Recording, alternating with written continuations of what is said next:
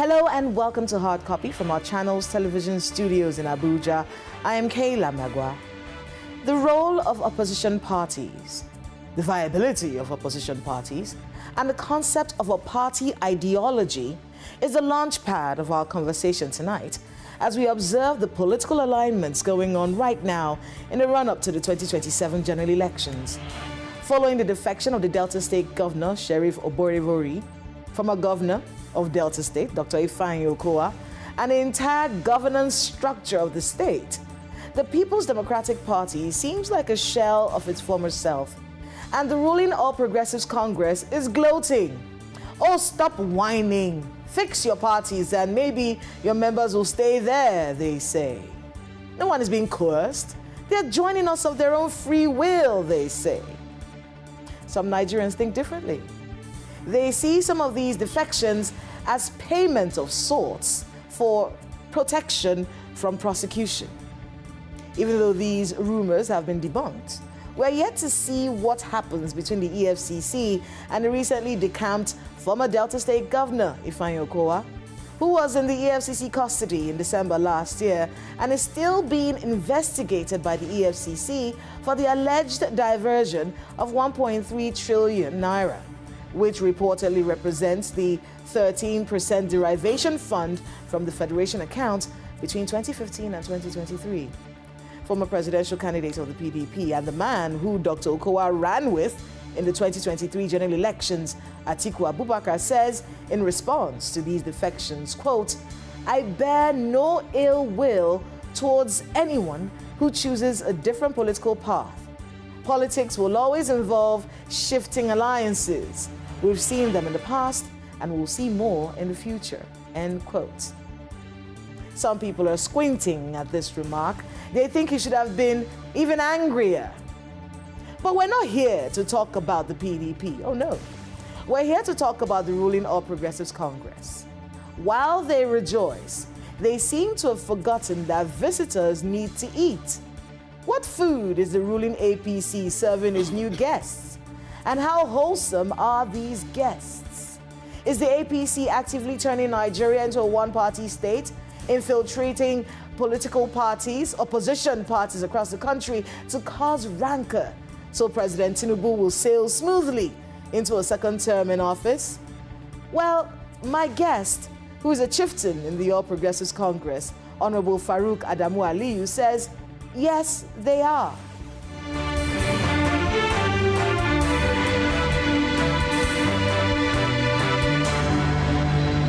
Honorable Faruk Aliu, welcome to Hard Copy. Thank you very much. It's your first time here. Yeah. It's good to have you here. Thank you. Thank you, Kayla. So let's start with your comments. Pouring sand in people's gari. Yeah, but what we mean was that, we cannot sit by and watch other parties destroy our own party. Because if you look at it, could we have let an El-Rufai leave us? El-Rufai cannot be said to be nobody. El-Rufai is a pillar. He was a pillar in APC. He left. These are part of the antics of the opposition. So if they take an El-Rufai, we take Sheriff. So these are the kind of things we're talking about. I mean, that's a very simple way to put it, Honorable. You're saying the opposition didn't take El-Rufai from you. Based on what we're seeing is that you ignored him. The ruling All Progressives Congress promised him a ministerial position. We watched that ministerial screening, and then we waited and waited and waited, and nothing happened. If you were in his shoes, wouldn't you want to be able to align yourself to a place where you are respected? Because it did feel like the All Progressives Congress did not respect you. It is very subjective if you talk like that. You probably see me for the first time here with you. But I, Faruk Aliu, was with Muhammadu Buhari from day one, when he started his politics.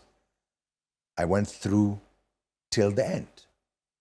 In this sojourn with Muhammadu Buhari, I am the only Nigerian legislator who went through referendum to be recalled. This Natasha of a joke they are doing, like they want to recall Natasha. In my own case, as a member House of Reps, in my constituency, Birnin Kudubuji, we went through referendum, actual referendum. The signatures were brought, verified by INEC then, because of my stance against that term and association with Buhari. I lost governorship, to be a governor of Jigawa State, 2011. My houses were burnt, animals killed, beaten, so many things. Up to 2014, when I was the returning officer of Buhari to get his ticket, in Lagos, nobody ever thought I was not going to be a minister in Buhari's government. I was a minority leader in the House of Reps. I was one of the leaders of Buhari before El-Rufai joined us. I didn't complain. I was always on channels, AIT, all over the media, supporting and defending the government of Muhammadu Buhari and APC. I didn't complain. And I did not say that I was not treated fairly. So just because you lose out, and in any case, El-Rufai became a governor for 8 years. Okay, so God, in his infinite mercy, did not allow him to be minister. So to me, it's unfair if he says that he has not been treated fairly. He probably thought, yes, he should have gotten the ministerial appointment. He didn't, so he cannot stay. That's okay. But it is unfair for you or him or anybody to say that he has been ill-treated. I have not been treated fairly too, but I'm not complaining. And I have not complained. So the way I defended the government of Buhari and APC, that's how I will defend the government of Tinubu and APC. So simple. So it's just a matter of politics. I was going to go on to the question about party ideology, but you touched on something right now. You called the alleged recall process. Wasn't alleged. When you said for Natasha. Oh, Akpoti, okay.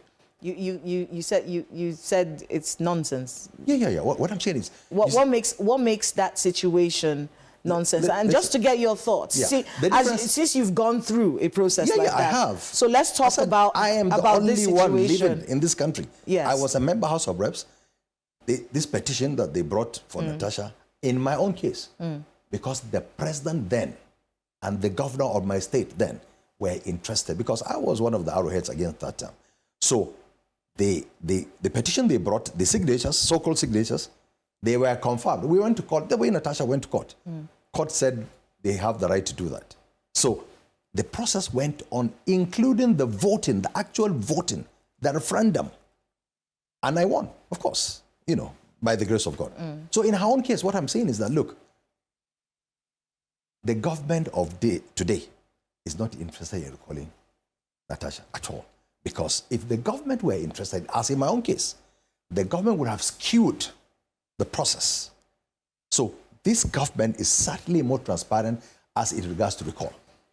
In my own case, they followed it to the letter. To the letter, exactly. In this, just your thoughts on this situation with Senator Natasha and Akpabio. We've seen Mr. Akpabio's lawyer, Agbakoba, asking for a retraction. We actually just saw a letter also from Natasha responding to that call from Agbakoba saying, what are your thoughts on this entire situation? Yeah, it is honestly unfortunate, because I think the Senate President too has been high-handed. That's my opinion. And the National Assembly, the Senate in particular, should have sorted this issue in-house. Because there are things we call executive sessions. I'm sure there are people Natasha will listen to in the Senate. Because look, they're embarrassed with all of us, both Natasha and Akpabio. And this is supposed to be an in-house thing. Even now, between the Senate leadership and Natasha, there are people working behind the scene to reconcile. I don't think we're enemies of PDP. And I don't think Akpabio. So Akpabio should honestly be magnanimous. He should be magnanimous. You think the ball is in his court? Yes, it is. Why is that? Because he's the leader. Because he's the senior. Exactly. Not only senior, he's the presiding officer. But he's the one being accused by her. I know. That's true. That's true. I think both of them are not being fair to each other, really. There are certain things that Natasha also, there are certain things you die with them. What should she have done differently? Die with what? If she felt like she was being bullied, she should speak up. Isn't that what we tell our daughters? But we also saw pictures of him and her when things were going on well. I mean, there are situations. I know, I understand. So the fact that my boss is bullying me doesn't mean I'm not going to smile in pictures. But they seem to be a family, because they made us to understand that the husband of Natasha and Akpabio are friends or were friends. So there should be some family interventions. Then at our level, the political level, there should be people working behind the scene. And I hope both of them will get senses back in them, because both of them are embarrassing us as a country. When the Senate President is in your party, do you have his ear? I do. Oh, have you said anything to him about this? I've not spoken to him about it, but I will. Certainly. You will? Oh, I will certainly. I will speak with him. Oh, I want to hear what you tell him. I'll come back and tell you. I'm looking forward to that one. So let's go back to our conversation, which is about party ideologies. And now we're seeing defections of people from the PDP to the APC. It's brought the question about what parties stand for. If it is so easy for me to move from Delta State, which is a predominantly PDP state, for so long, if it's so easy for them to change to the APC, then is there a difference between the APC and the PDP? Is there party ideology in Nigeria, in your view? Well, in writing, yes.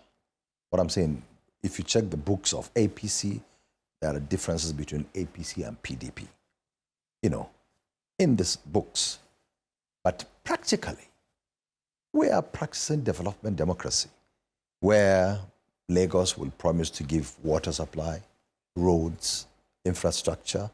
If you go to Bayelsa, it's the same. So in terms of what the governments do, we are all on the same.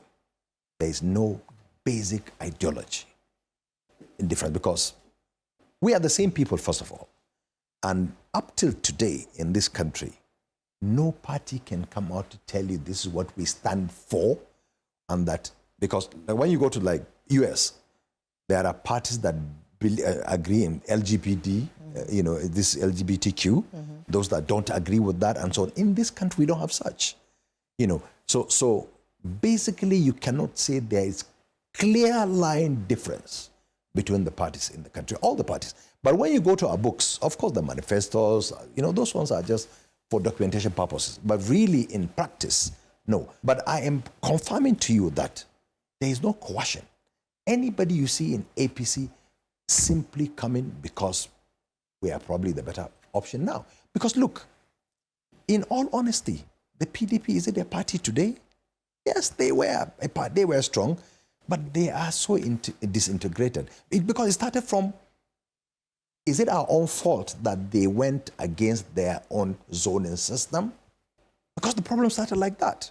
You remember when members walked out on their convention? Absolutely, we remember all of this. Exactly, so that's... But there are bigger accusations. Okay, go ahead. And it's not just about, they didn't keep their house in order, and because of that, people are leaving. That's not all there is. Okay, so what is it? Abubakar says you're bribing members. Says your party is paying hundreds of millions to people to scuttle parties. And you said... No, I said we will put sand instead there. Yes, you said... Look, I'm still reiterating. We will put sand into that. Are you giving anybody money? No. Are they absolutely false? So absolutely false. Oh, look, can you bribe somebody like El-Rufai? If we have our way, we will not want El-Rufai to leave. But he left. So if we have money to give, we'll give El-Rufai and other people to stay. So many people will leave also. People will leave APC. Which money? And look, my uncle... Atiku should guard against these kind of accusations. Because if he says we are paying money, he should please bring evidence, even for the heck of it, to show the whole world that X, Y, Z were paid this amount of money. Then we don't need to pay anybody. What we stand for as a government stands for us. Honorable Ali, we have to go on a short break. Thank you. But when we come back, we'll be talking about a lot of other things. My people say, when you bring ant-infested logs into your house, be ready for the lizards. That's true. Have you brought anti-infested logs into the APC? We'll find out when we come back from this break. Stay with us on Hard Copy. We'll be right back. Welcome back to Hard Copy. If you just joined us, we're speaking with Honorable Faruk Aliu, who is a chieftain of the All Progressives Congress. Thank you so much for being with us on the program. Thank you. All right, so let's talk about these defections. Many people say the reason why a lot of these people are moving to your party is protection from prosecution. And case in point, Dr. Ifeanyi Okowa, and this 1.3 trillion that everyone has been talking about. Oh, many people say, oh, let's be watching. Has he suddenly become insulated from prosecution by the EFCC? Because that was a serious matter last year. We were all very ashamed when we saw him in EFCC office where they were talking about this money that was supposed to be for the people and was allegedly diverted. Well, that case, that investigation is still ongoing. The fear is that now that he has joined the All Progressives Congress, he may be protected from prosecution. This is the same government, our party, that is prosecuting some ministers that served under Buhari. So if you're talking of protection, shouldn't the party protect members of its party that have been there, founding members? So please don't even go there. It's got nothing to do with prosecution or non-prosecution. And I would want the NGOs, the civil society organizations, to please keep track of the case of Okowa and inform us if they see anything shady. I guarantee and assure you that nobody is going to be protected. And Okowa will not be protected because he joined APC. No, not even anybody. Nobody will be protected under this dispensation because he has joined the party. Because in any case, they came on their own. We didn't force them to. And there was no negotiation that we are coming because of EFCC case. No. That also brings another question, which has to do with political ambitions of a lot of these people who are joining your party. Is that something the party worries about? Like I said in my intro, visitors need to eat. Yeah, not at all. Until they become family members. Yeah, For now, they are visitors. They are. No. They're family members already. Completely. When they come into your party, they have political ambitions. Is APC going to have enough room for all of the political ambitions in this hot pot of soup that you're cooking? Yes and no. Yes, we will. No, there could be disagreements. When we look at 2027, everyone is looking at President Bola Ahmed Tinubu. The opposition is saying, look, it's going to be a joke that the 2027 elections is going to be between Tinubu and the Nigerian people, especially if you look at the economic indices of our country and what people are dealing with right now. It's going to be our stomachs against the president. Whether there are challenges in this country... Are you going to...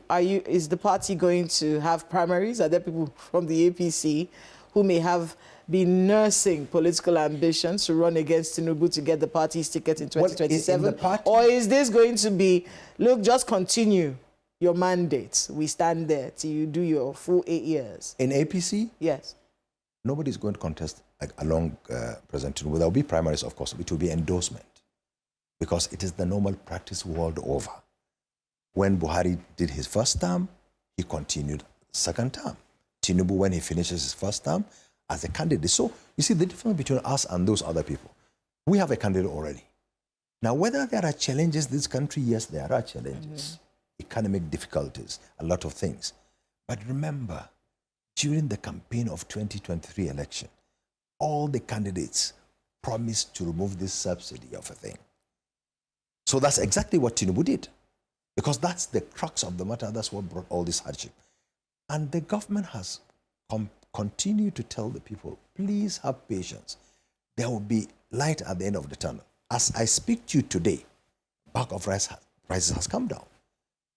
I bought corn, maize, at 65,000 naira last year because we were trying to start a feed mill. Today, it's 40-something thousand. You know, a difference of more than 20,000. Have you tried to buy pepper recently? Yes, I grow pepper. Pepper. I have one of the biggest greenhouses in this country. There are things right now that people can't afford. Yeah, it's true. Pepper. It's true what Potatoes. I'm telling you. No, look, yam. There are challenges, and these challenges will continue for some time. But Whether the government is doing things deliberately to hurt the people, no. Everything is put in place to ensure that at the end of, and look, is any country isolated from these challenges? No, the economic challenges are all over the world. So we are having our own share of the troubles. And I hope the way we appealed when President Muhammadu Buhari was there, that we're also appealing. We should continue to be patient with the government and give them chance. And then in 2027, so let us not fight.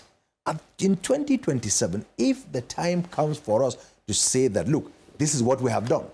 If the people of Nigeria think that we are not good enough, they can vote us out. Simple. That's okay. We have no problem with that. I want to be able to talk about you as we wrap up today's conversation. What do you do for the Tinubu administration? And I'm bringing this up because Mr. Malami had accused you of throwing former President Muhammadu Buhari under the bus so that you can get some political relevance in the Tinubu administration. I never wanted to join issues with him, but now that you've said, it's true he has said that statement. Malami started as our lawyer of Muhammadu Buhari. Lawyer. We were paying him. He was working with Ahamba, a lawyer. He joined us. We were the Buhari boys, or we are the Buhari boys. But then, by stroke of luck, he became a minister under Buhari.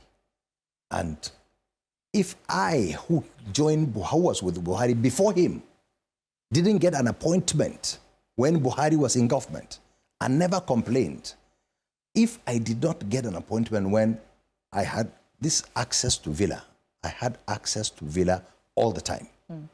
I was seeing the president all the time. The president visited my farm, Buhari. He was all over. If I did not get an appointment that time and I didn't stop, how about now that we joined with Tinubu because of the coalition we had? That's CPC, ACN, that's when we met. So if Buhari didn't give me an appointment and I still remained, so if Tinubu does not give me anything, why would I do not need to cajole anybody, including the president. So just so we're clear, no. Tinubu's administration did not give you any appointments. And I didn't ask for. I'm leader of the party in my state. I work with the governor. I'm the leader of the party in my state. That's enough for me. And look, it is not about Tinubu, but it's about our party. The way we defended the APC when Buhari was there, we will defend Tinubu in this party as our president. And it is unfortunate that Malami will say Al-Makura, who was our only governor, CPC governor, Masari, who was the only speaker at that time who left, myself, minority leader, because Malami had never contested any election anyway. And then Al-Makura, myself, Adamu, who was the secretary of the board of trustees of CPC. So in his own wisdom, Malami said that, well, let's see, and we are watching to see. Have you spoken to him since he said that? No. I've not spoken to him, but we are friends and family. I'm waiting for. Well, maybe, of course, when we meet, we'll talk about it.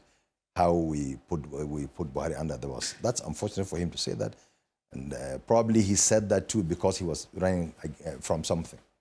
You said that we have the same selfish political class across board, which also means that you have those same people in your party. Yeah, that is true.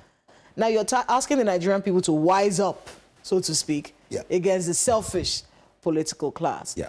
If you're able to say that, this selfish political class are across board, including your party. Yeah, absolutely. Is the only solution for the Nigerian people to stand up against them? You see, why I'm saying this, it's like we, the elites, me inclusive, all of us, the elites, are selfish. Across board. What I mean, when you lose out as an elite, you start bringing the ethnic card, the regional sentiments, and so on and so forth. But when you were there, you didn't complain. I keep giving an example about El-Rufai. The same El-Rufai was on national television insulting all the northern leaders that everybody must vote for Tinubu. That look, who are the northern leaders? Who are they? Did they contest for election? I contested for election twice. Who are they? One of them is Professor Ango Abdullahi, the vice chancellor of his university, who signed on his certificate. El-Rufai called them all sorts of names. God answered his prayer. We all voted for Tinubu. Now he didn't get a ministerial appointment. He's accusing Tinubu of corruption and all sorts of things, which means if he were made a minister, he would have been in the forefront insulting people for Tinubu. This is what I want the people to understand, us elites for, that whenever we lose out, we start talking about the masses. I also want Nigerians to remember the masses also, those who vote, whether APC or PDP, any one of us that deceived them, they should teach us a lesson. In Edo State, you remember, at one time, we had Obaseki as our candidate, and the other Yamu was in PDP.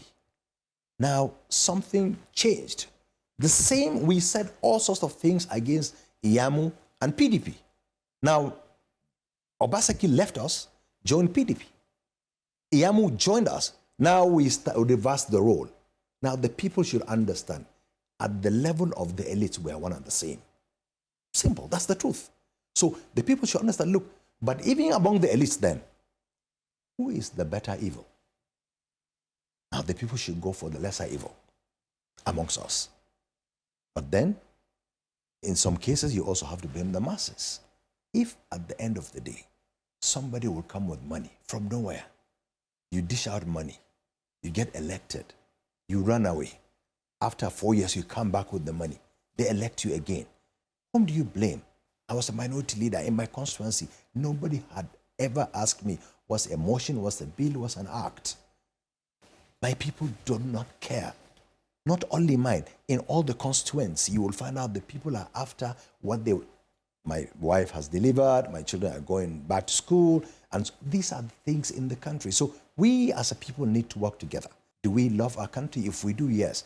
Then anybody who comes with money, if he's not the right person, don't vote for him. Collect the money, but don't vote for the person.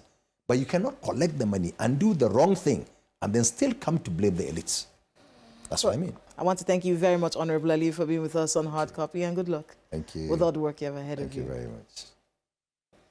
That's Hard Copy this week. I'm Kayla Magwa. Good night.